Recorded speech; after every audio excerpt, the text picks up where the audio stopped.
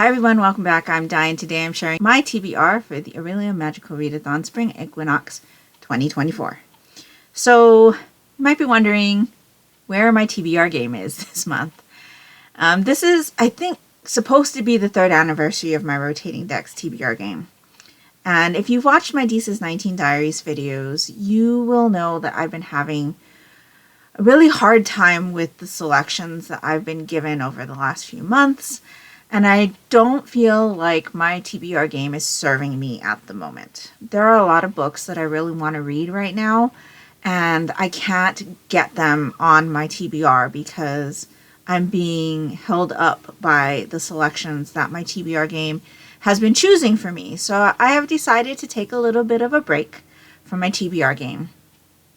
I haven't decided whether or not I'm going to try to play as I go and see how that works for me instead, and just kind of loosely play it throughout the month.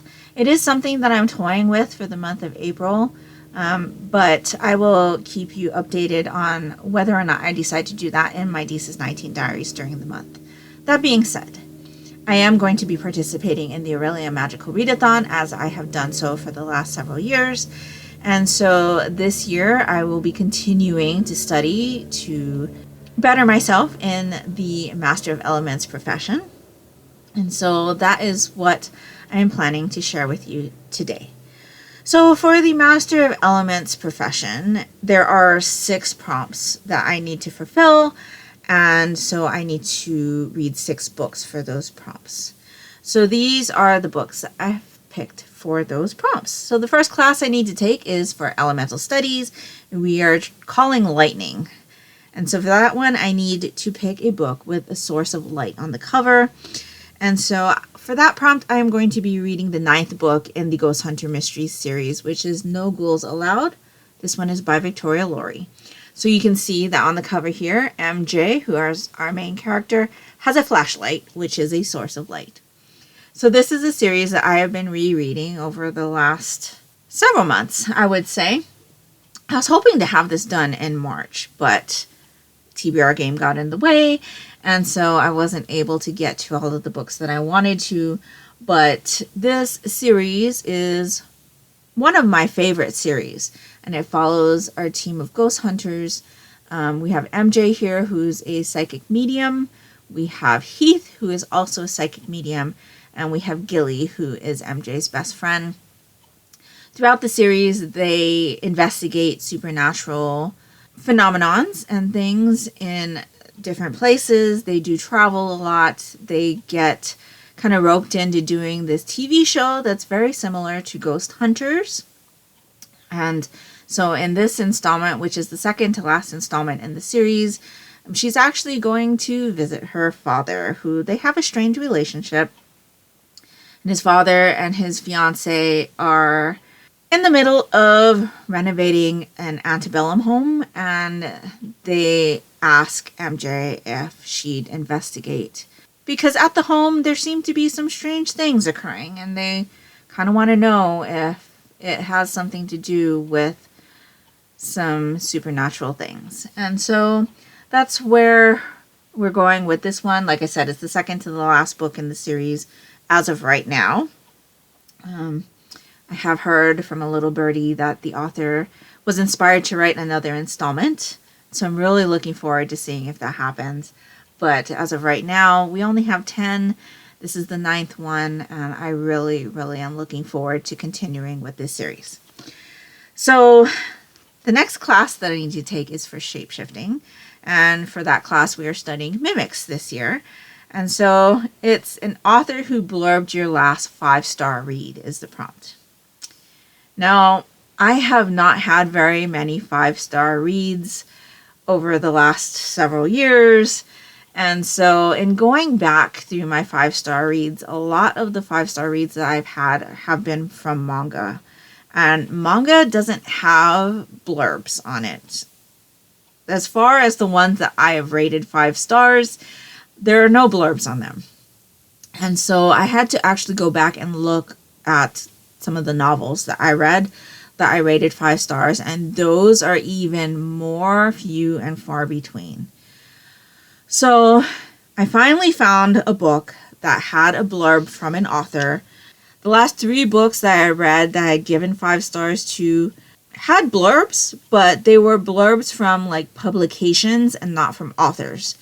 And so I had to go back all the way to April 2023, which is when I read this book, to find a blurb from an author.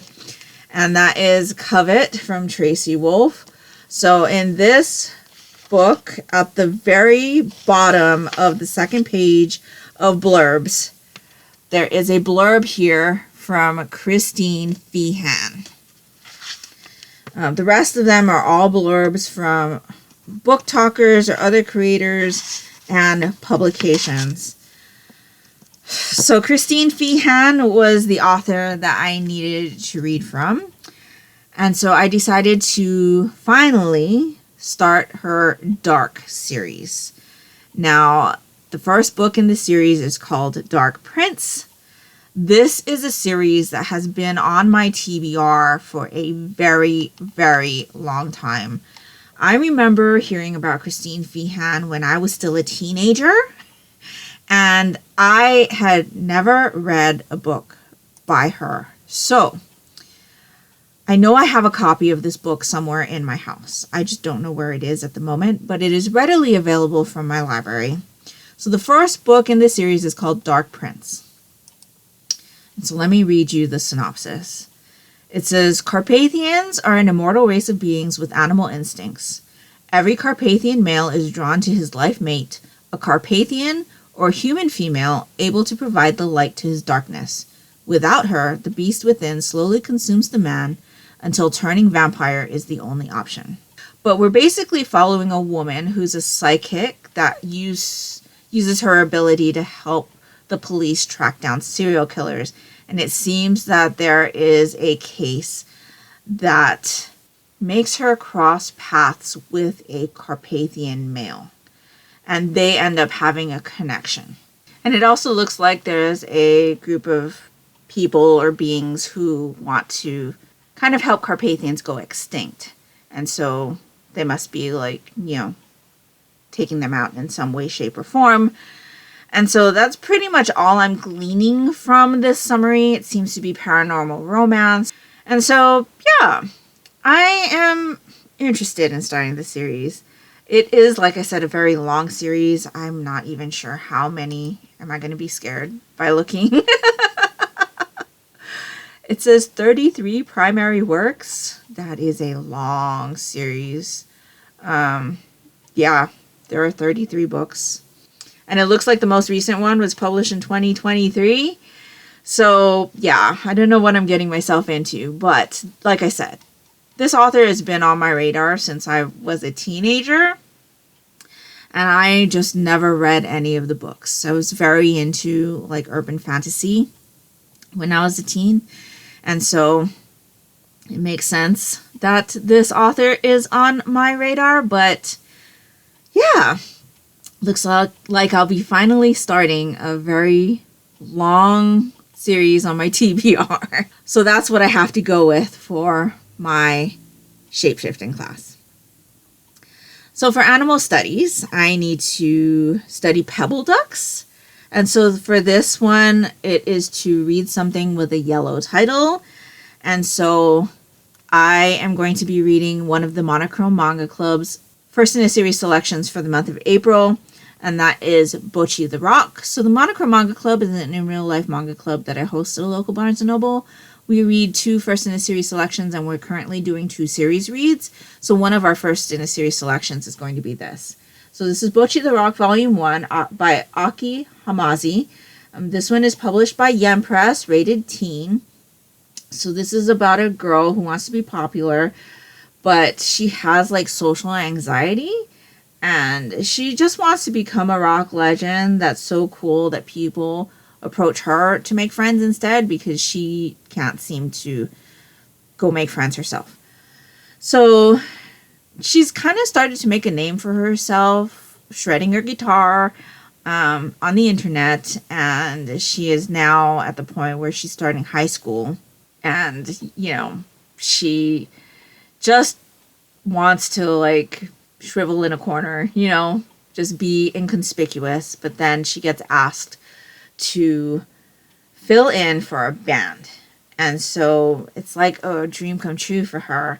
The question at the end here, it says, but does this most anxious of introverts have what it takes to perform in front of a live audience? So I'm really looking forward to this one. I do have a musical background, and I know what it's like to perform in front of people and how anxious I used to get before every performance, even though I did perform on stage for a very long time. And I'm looking forward to seeing her journey with this and the things that she does. And so, yes, Bocchi the Rock is going to be my selection for animal studies. And as you can see, the title on the side here and in the front here is in yellow. So that is what I'll be reading for that. My next class is astronomy. And for this, we're studying Constellations 3. And so that is a zodiac recommendation. So this one, I'm not quite sure how I'm going to get along with. But I'm a Virgo.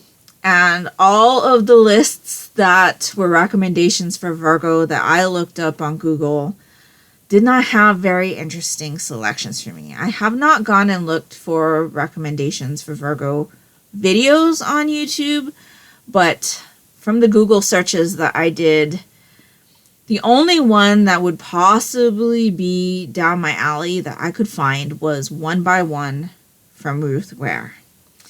Now, I have a not so great relationship with Ruth Ware's work. I've read 2 of her books and I didn't really enjoy either of them. They seemed very predictable for me. And so I feel like this is going to be the third strike and you're out type of situation. This one does sound interesting to me, though. I believe it's a closed circle mystery. But it says, getting snowed in at a beautiful rustic mountain chalet doesn't sound like the worst problem in the world, especially when there's a breathtaking vista, a cozy fire, and company to keep you warm. But what happens when the company is 8 of your coworkers and you can't trust any of them? When an off-site company retreat meant to promote mindfulness and collaboration goes utterly wrong when an avalanche hits, the corporate food chain becomes irrelevant and survival trumps togetherness. Come Monday morning, how many members short will the team be? So it definitely sounds interesting. Maybe a little bit of and then there were none vibes. But yes, I feel like this is going to be the book that decides for me whether or not I continue to explore Ruth Ware's work. And so I am looking forward to it because I have held off on reading any more Ruth Ware because I hate saying, I don't want to read any more books by an author. But like I said, this one definitely sounds interesting. It sounds intriguing. It's available for me from my library, so I'm able to get it there. And so we'll see. We'll definitely see what I think about this one. But with the limited amount of selections that I was able to choose from my search results, this one is definitely the one that sounded most down my alley. And so, yeah. So that's what I'm going to be reading for a zodiac recommendation. The next class is for conjuration, and for this one we are studying blinding prisms. So we had to choose or do a color wheel. And so I had my daughter do a color wheel for me, and this is the color that came up. And so for this one, I am going to choose a book that I just recently saw at the Barnes & Noble while we were there. And it is The Haunted Mansion, Storm and Shade by Claudia Gray. So The Haunted Mansion is actually one of my favorite rides at the Disney parks. And I have not yet read any Haunted Mansion inspired stories. And so I really am interested in this one. So, of course, the tagline drew me right in. It says, "Welcome, foolish mortals, to an original and eerie novel inspired by the Haunted Mansion attraction at Disney parks." That's pretty much all I needed to know in order to grab my attention. So the rest of the summary says, when high school student Audrey Perez moves to a town that's supposedly home to a haunted mansion, she and a few of her new friends decide to investigate. Audrey is quickly swept up in a macabre mystery and eerie adventure that holds the fate of the Haunted Mansion's 999 happy haunts in the balance. A storm is coming, both literally and figuratively, and it'll be up to Audrey and her friends to save the mansion and its ghosts before it's too late. But can Aubrey do so while dealing with her own anxieties and while caught in a love triangle between her boyfriend and the enigmatic Sterling, who just might be a ghost? It says, read on, foolish mortal, if you dare. Now, I'm not really too happy with the whole love triangle that was mentioned at the end, but it definitely sounds like it's going to pull in all of those haunted mansion lore things, 999 residents, and things like that. And so, yes, really looking forward to reading this one. I'm going to borrow it from my library. And the only reason why I didn't purchase it is because it's in hardback right now, and I am not a hardback reader. I much prefer a paperback. And so, provided that I'm going to enjoy this as much as I think I am going to, I'm probably definitely going to pick it up when it comes out in paperback. So that's what I'm going to be reading for that one. And then for my last class, which is Restoration, it's for regaining consciousness. And so this is to read something that could cure slumps. For me, any manga cures slumps. So I'm just going to leave that one open. I do have a lot more manga that I have scheduled to read for the month because the Monochrome Manga Club has other selections. I also have a list of other manga that I've been meaning to get to for a while now that I'd really like to read. And so I'm going to just leave that one as a broad, it's going to be a manga for that class. And so that is all of the plans I have for my classes at the Orilium Magical Readathon this year. I'm really looking forward to it because this is one of those readathons where, I don't know, just the whole vibe of the readathon just really gets me in the reading mood, and I haven't really been my normal self as far as my reads lately. So I'm really hoping that this readathon is going to reinvigorate my reading. I'm going to be able to pick up things that really interest me and that I enjoy, because for March, a lot of the books have just been 3 stars or less, and I really, really want to read more 4-star and hopefully some 5-star reads in the month of April. And so I'm hoping that, with the excitement of the readathon and me not playing my TBR game, at least as of right now, that will help me with my reading in the month of April. So let me know down in the comments below if you are participating in the Orilium Magical Readathon Spring Equinox semester this year. What profession are you studying for, and what are you planning to read for those selections? I would really love to know. And if nothing else, and you'd just like to let me know that you were here, if you could leave me a ghost emoji for the Haunted Mansion book down in the comments below, that would be greatly appreciated and would really help me out, and that will do it for me today. So I hope you're all doing great. I hope you're all safe and healthy. And until next time, take care and smile always. Bye.